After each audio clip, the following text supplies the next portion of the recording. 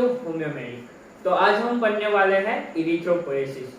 हम ये चैप्टर में उसकी डेफिनेशन पढ़ने वाले हैं, उसके साइट ऑफ इरिथ्रोपोएसिस पढ़ने वाले हैं। वो 2 साइड से इरिथ्रोपोएसिस होता है वो हम पढ़ने वाले हैं, वो आगे हम देखते हैं। और दूसरी चीज पढ़ने वाले हैं वो है process of erythropoiesis, where there are the 3 stages. First is stem cell, second is changing during erythropoiesis, and last stages of erythropoiesis. So हम स्टार्ट करते हैं हमारा वीडियो। इरिथ्रोपोएसिस। इरिथ्रोपोएसिस की डेफिनेशन तो हम सिंपल लैंग्वेज में कहें तो erythropoiesis is the process which is doing the production of RBC. और हम उसको फिजियोलॉजिकल टर्म में लिखना है या फिजियोलॉजिकल टर्म में समझना है तो इरिथ्रोपोएसिस को कह सकते हैं कि erythropoiesis is the process of the origin, development and maturation of erythrocytes. यानी कि आरबीसी का सबसे पहले ओरिजिन होता है, उसके बाद उसका डेवलपमेंट होता है और आखिरी में उसका मैच्योरेशन होता है। वही प्रोसेस को हम इरिथ्रोपोएसिस कहते हैं। और यहाँ पर दूसरी चीज भी लिखी गई है, वो है हीमेटोपोएसिस और हीमोपोएसिस। तो हीमेटोपोएसिस और हीमोपोएसिस वो क्या है? तो हमें पता है कि जो हमारा ब्लड है वो 2 टाइप में बटा हुआ है। पहला है प्लाज्मा और दूसरा है ब्लड सेल्स। ब्लड सेल्स में आता है आरबीसी, डब्ल्यूबीसी और प्लेटलेट। तो ब्लड सेल जो सभी है जिसमें आरबीसी, डब्ल्यूबीसी और प्लेटलेट आते हैं, उसके प्रोडक्शन को हम कहते हैं हीमेटोपोएसिस और हीमोपोएसिस। जहां पर आता है उसका डेफिनेशन, तो डेफिनेशन में वैसा ही है जैसे कि इरिथ्रोपोएसिस का है, जहां पर होता है कि हीमेटोपोएसिस और haemopoiesis is the process of origin, development और maturation of the blood cells. Site of erythropoiesis. Site of erythropoiesis 2 stages में होती है, in the foetal life and the another is in newborn babies, children and adult. तो हम देखते हैं क्या होता है फीटल लाइफ में और न्यूबॉर्न बेबीज, चिल्ड्रन और एडल्ट में। इन द फीटल लाइफ में क्या होता है? फीटल लाइफ में 3 स्टेजेस होते हैं। First is the mesoblastic stage, the second is hepatic stage and the third is myeloid stage.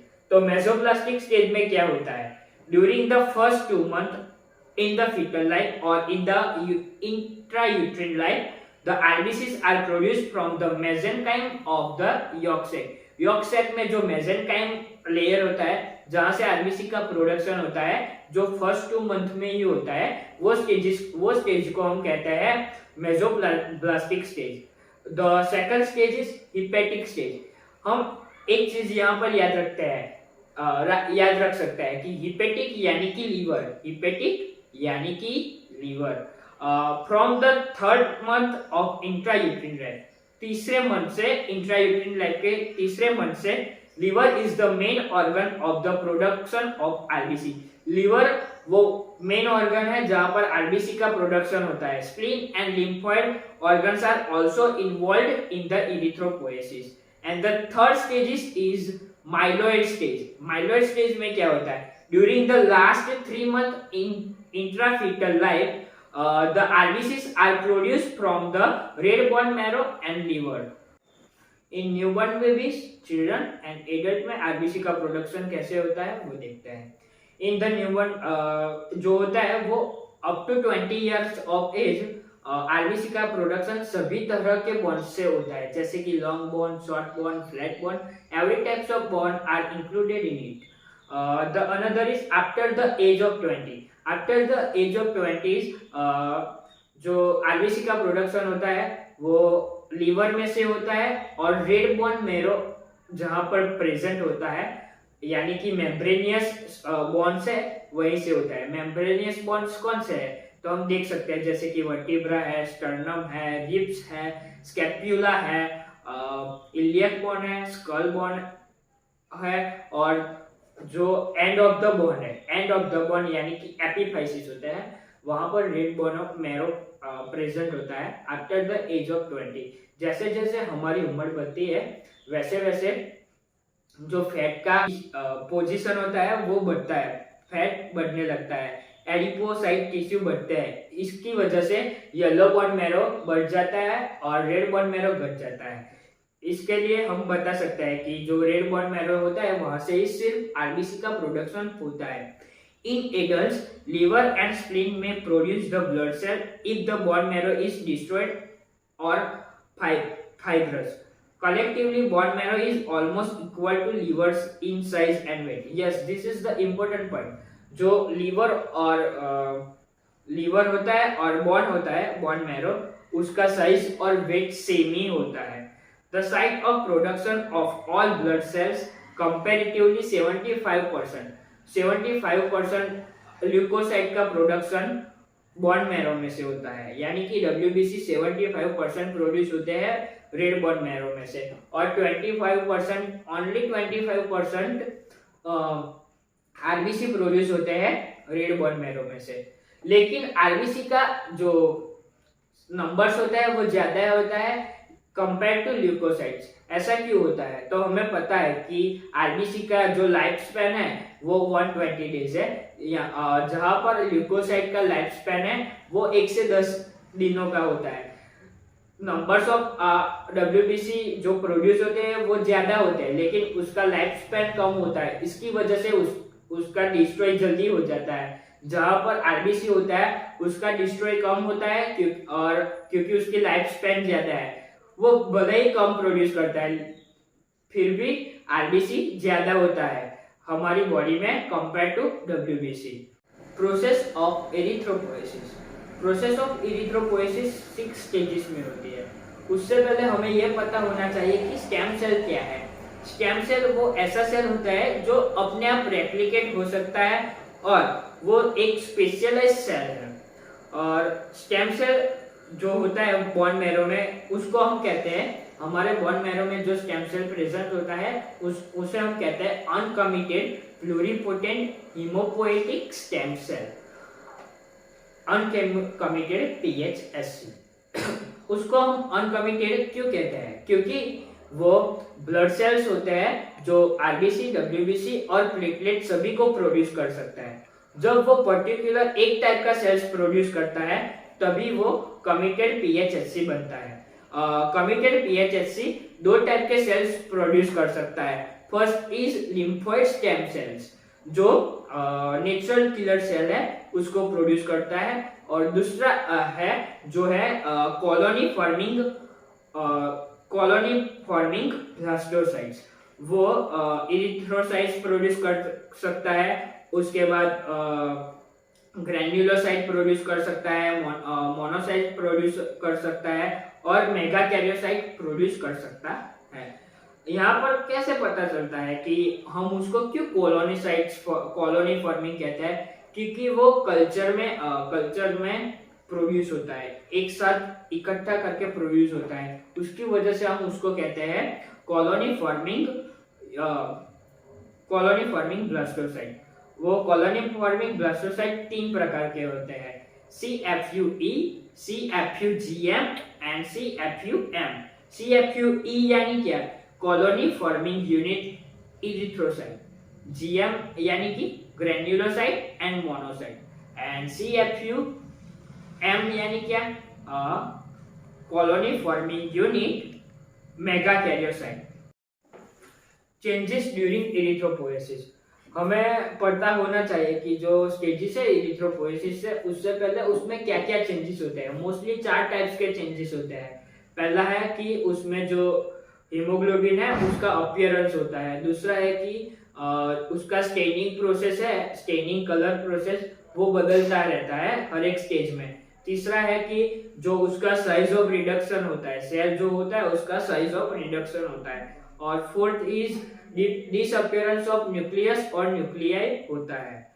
सो हमें पता है कि हमने स्लाइड में भी अगली स्लाइड में देखा हुआ था कि जो सेल होता है स्टेम सेल वो अनकमिटेड होता है, उसके बाद कमिटेड बनता है। कमिटेड में जो कॉलोनी फॉर्मिंग है उसमें से CFUE है, जो कॉलोनी फॉर्मिंग यूनिट E है, इरिथ्रोसाइट है, उसमें से इरिथ्रोसाइट्स का प्रोडक्शन होता है। वो इरिथ्रोसाइट का प्रोडक्शन 6 स्टेजेस में होता है। वो 6 स्टेजेस है। पहला है कि pro erythroblast, second is early normoblast, third is intermediate normoblast, fourth is late normoblast, fifth is reticulocyte, and last but not the least mature reticuloerythrocyte बनता है। तो पहला है प्रो इरिथ्रोब्लास्ट। हम आकृति में देख सकते हैं कि जो उसका कलर है स्टेनिंग प्रोसेस में चेंजेस आते हैं। सभी आकृति हम डायग्राम है वो देख के बता सकते हैं कि जो CFUE है, उसके बाद प्रो इरिथ्रोसाइट है, अर्ली नॉर्मोब्लास्ट है, सभी में उसका कलर बदल जाता है, यानी कि उसका स्टेनिंग प्रोसेस में चेंजेस आता है। दूसरी चीज है उसके जो न्यूक्लियस या न्यूक्लिया है वो गायब होने लगते हैं, यानी कि डिसअपियर होने लगते हैं। तीसरी चीज है कि उसका साइज रिडक्शन होता है, यानी कि उसका साइज कम हो जाता है। और चौथा है हीमोग्लोबिन। तो हीमोग्लोबिन तो हम देख नहीं सकते इस डायग्राम में, लेकिन उसमें हीमोग्लोबिन का अपीयरेंस होना शुरू हो जाता है। तो पहले हम प्रो इरिथ्रोब्लास्ट से शुरू करते हैं। प्रो इरिथ्रोब्लास्ट को हम मेगोब्लास्ट भी कहते हैं, क्योंकि वो सबसे बड़ा सेल होता है in the forming of erythrocyte. उसको हम डिराइव करते हैं CFUE में से। It is very large in size with the diameter of 20 micrometre. उसका डायमीटर 20 माइक्रोमीटर होता है। उसमें जो न्यूक्लियस है वो पूरे ही सेल को ऑक्यूपाई कर देता है। जो न्यूक्लियस होता है वो 2 और 2 से ज्यादा हो सकता है। उसमें हम डायग्राम में देख सकते हैं। जो फर्स्ट है प्रो इरिथ्रोब्लास्ट, वो डज नॉट कंटेन हीमोग्लोबिन। उसमें हीमोग्लोबिन का प्रेजेंस नहीं होता है, उसकी वजह से वो बेजोफिलिक है, यानी कि हम देख सकते हैं कि उसका जो कलर है वो ब्लू कलर जैसा है। वो उसका नेचर बेजोफिलिक है। Pro erythroblast multiples several times and finally it forming early normoblast. Early normoblast में क्या होता है? तो अर्ली नॉर्मोब्लास्ट का साइज होता है 15 माइक्रोमीटर। जो उसमें न्यूक्लियस और न्यूक्लिया है वो कम होने लगते हैं, यानी कि डिसअपियर होने लगते हैं। और उसमें जो क्रोमेटिन होता है उसका कंडेंसन होने लगता है, और वो भी अभी बेजोफिलिक है, क्योंकि यहाँ पर अभी जो हीमोग्लोबिन है उसका सिंथेसिस शुरू हुआ है, नहीं कि उसका अपीयरेंस। जब हीमोग्लोबिन का अपीयरेंस शुरू होता है तभी से उसका स्टेनिंग प्रोसेस में चेंजेस आने लगती है। अभी तक तो कुछ नहीं हुआ है, अभी तक उसका सिंथेसिस हो रहा है इस स्टेज में। इसकी वजह से हम इसको बेजोफिलिक इरिथ्रोब्लास्ट कह सकते हैं। तो तीसरे पे जाते हैं इंटरमीडिएट नॉर्मोब्लास्ट में क्या होता है। जो अगला सेल है वो डिवाइड होके इंटरमीडिएट नॉर्मोब्लास्ट सेल में आता है, जहां पर उसका डायमीटर 10 से 12 माइक्रोमीटर होता है। वो पॉलीक्रोमेटिक होता है, क्योंकि यहाँ पर हीमोग्लोबिन का अपीयरेंस हो जाता है, और थोड़ा बहुत बेसिक भी होता है, क्योंकि उसमें न्यूक्लियस भी प्रेजेंस होता है। उसकी वजह से वो पॉलीक्रोमेटिक इरिथ्रोब्लास्ट भी हम कहते हैं। जो लेट नॉर्मोब्लास्ट है वहां पर न्यूक्लियस और न्यूक्लियाई डिसअपियर हो जाता है, और इस प्रोसेस को हम पिक्नोसिस और पाइक्नोसिस जो भी वो कह सकते हैं। और यहाँ पर जो सेल की साइज है वो 8 to 10 माइक्रोमीटर हो जाती है, और जो इसका स्टेनिंग प्रोसेस है वो एसिडोफिलिक हो जाता है। लास्ट रेटिकुलोसाइट में क्या होता है? रेटिकुलोसाइट में जो साइट होती है, सेल होता है, उसका साइज अप्रोक्सीमेटली 7.4 to 7.5 माइक्रोमीटर हो जाता है। नॉर्मली जो आरबीसी होता है उसका साइज 7.2 माइक्रोमीटर होता है, उससे नजदीकी हो जाता है। और यहाँ पर जो स्टेनिंग प्रोसेस है हमें पता ही है कि एसिडोफिलिक हो गया है, क्योंकि वो हीमोग्लोबिन कंटेन करता है। और लास्ट में इरिथ्रोपोएटिन लास्ट में जो बनता है वो इरिथ्रोसाइट है, जहाँ पर उसका साइज 7.2 माइक्रोमीटर हो जाता है।